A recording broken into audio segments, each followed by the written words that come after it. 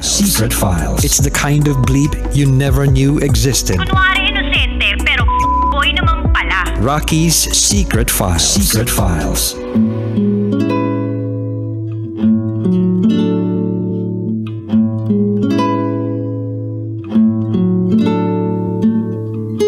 And we're back. Kasama nyo pa rin si DJ Rocky. This is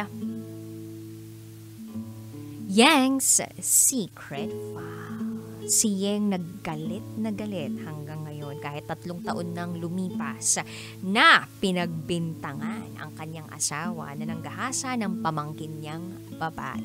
Wala pa ring pag-iimbestiga, walang pagpapatunay, walang medico-legal ang mga naganap nung panahon na yon. Basta tinuro lang ang kanyang asawa na nanggahasa sa kanyang pamangkin.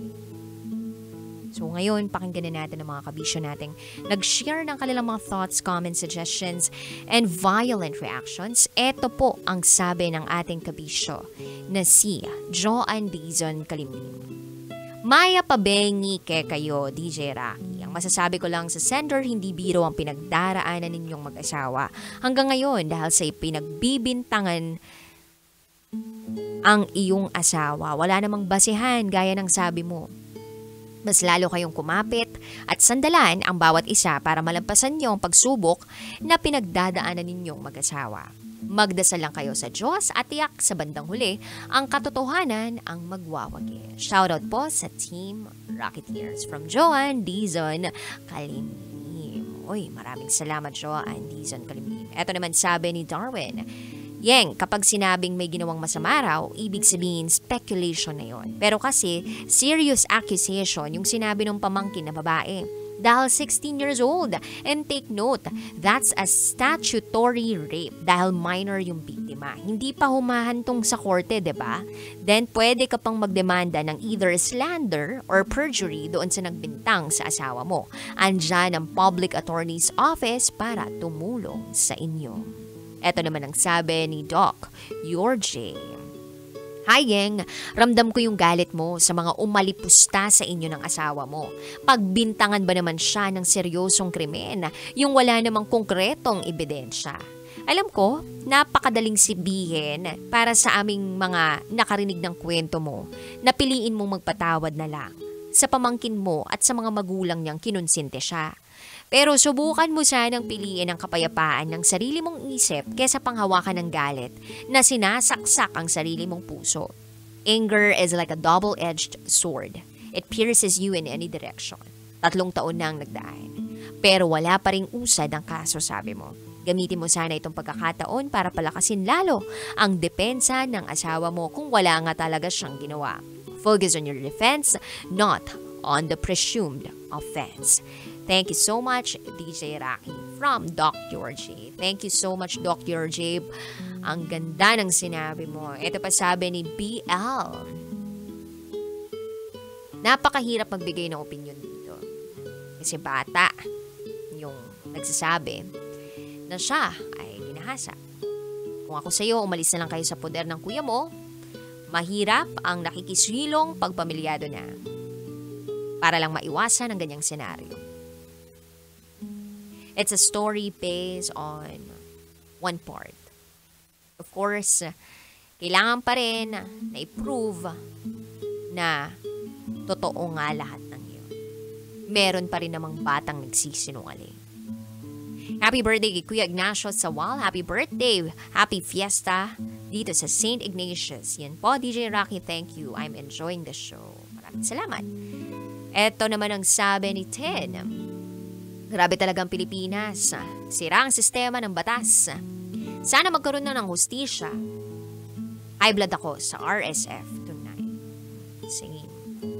Ay kay Charles at ang sabi niya rito ay kasuhan mo ng libel ang magulang at pamangkin. Excuse me, dumigay ako sa kalagitnaan ng pagko-comment. Nakakaloka. Parang yung nangyari dati sa ex ng isang artist na ang hilig gumawa ng kwento para paniwalaan siya na hinaharas siya sexually. Ay, sana talaga ay lumantad na ang katotohanan. Dahil sa ngayon, pwede nang mapeke ang trauma. pwede nang mapaniwalaan ang taong nagsisinungaling. Eto naman sabi ni Mariel, I think gusto lang sila siraan ng pamangkin niya at alam niya naman ng asawa niya na hindi niya gagawin yun sa pamangkin. Sana mapatawad mo na yung pamangkin mo at hindi ka magiging masaya kung hindi mo siya mapapatawad. Shoutout po sa pamangkin ko na si Kenechi. Ang ingay pa rin, ayaw matulog. Thank you, Alisa. Ito pa sabi ng ating kabisyo na si Maribeth Aquino. May nangyari dito sa amin. Sabi, yung lolo ng bata ay nang rape. Ginamit yung pagkabata nung walang kamuwang-muwang. Pero nalaman namin na gusto talaga ng bata. Yung bata pa yung naghahanap ng lugar kung saan sila gagawa ng milagro. Totoo ba? Pero pag bata, wala pa yung deciding capability to really know what is right and what is wrong. Kaya nga may tinatawag tayong legal age para yun yung magiging basis, diba? Para malaman natin na, okay, lahat ng mga magiging desisyon nyo sa buhay, ibig sabihin valid na, diba? Kasi nga, she or he is able to decide on her own. Pero kasi kapag minor ka pa, diba, kailangan mo ng guidance ng mga magulang mo. So, kapag walang guidance yun, hindi naman inaprubuhan ng mga magulang na gawin yung mga bagay na yun, that means mali pa rin yung lolo. Kahit na gusto niya. Kasi pwedeng pinipresent lang sa iyo yung idea na maganda tong gawin, but in fact, or in reality, hindi naman siya magandang gawin. Diba?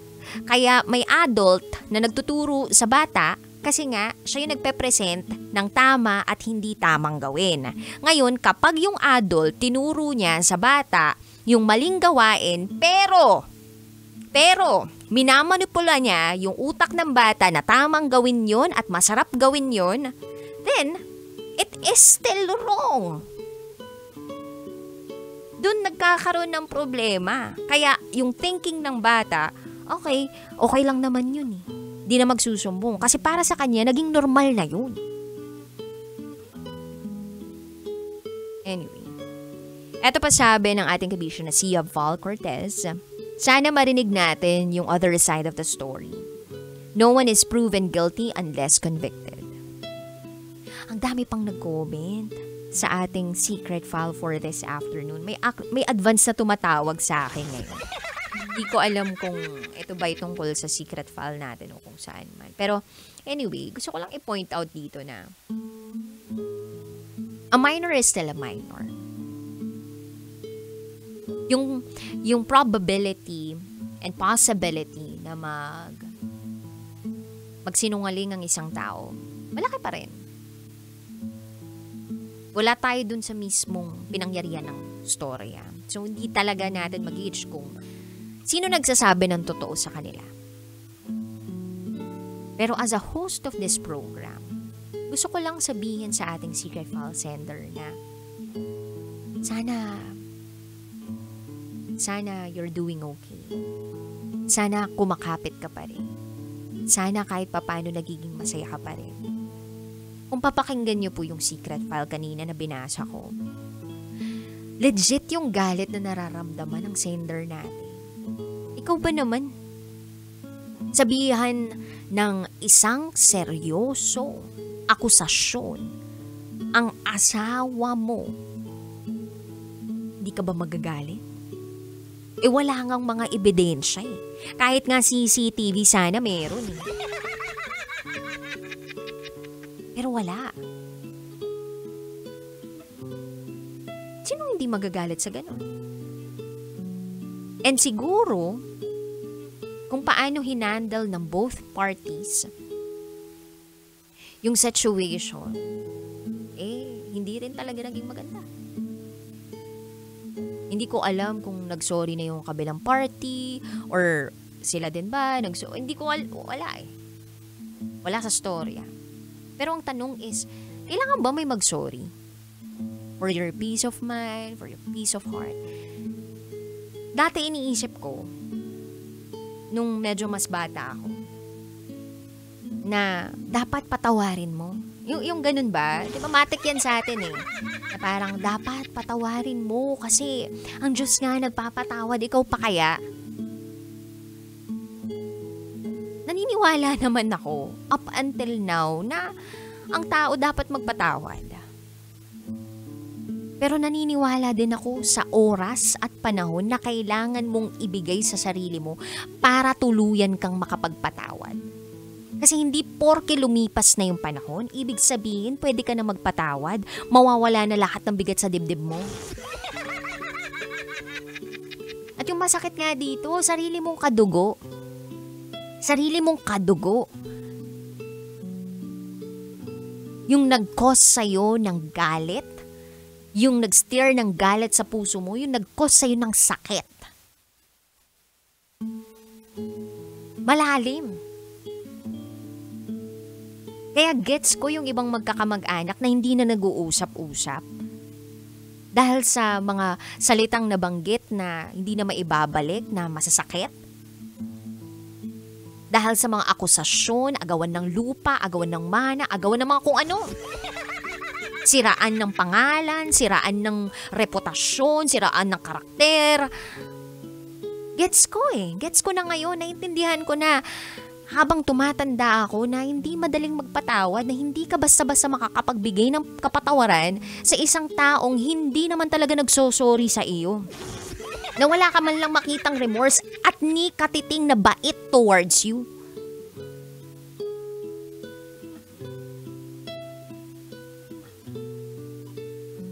At lahat ng nararamdaman ng sender natin, valid yun. Valid yun.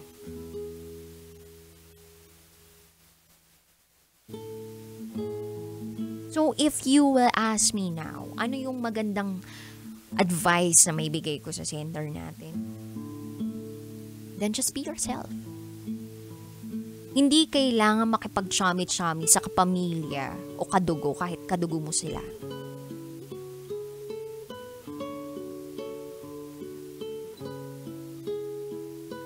Being a family is not just by blood.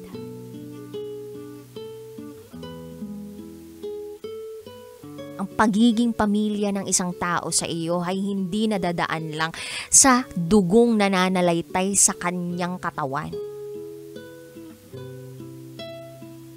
Pamilya siya kapag marunong siyang makinig at marunong siyang umintindi.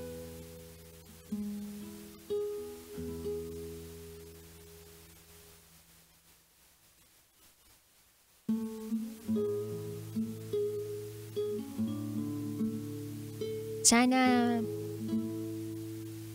maging okay ka. Sana maramdaman mo, ma-achieve mo yung kapayapaan na nararapat para sa iyo at para sa asawa mo, para sa pamilyang binubuo ninyo. Sa mga kabisyo po namin out there na gustong mag-share ng kanilang secrets, share it to me, raketera@gmail.com. I gotta say, PRBS and Bathroom Break are still with me, DJ Raki, and you are listening here sa Stasyong Number 1. Sa mga pet malung gumapang sa kakalsadahan, 90.7 Love Radio.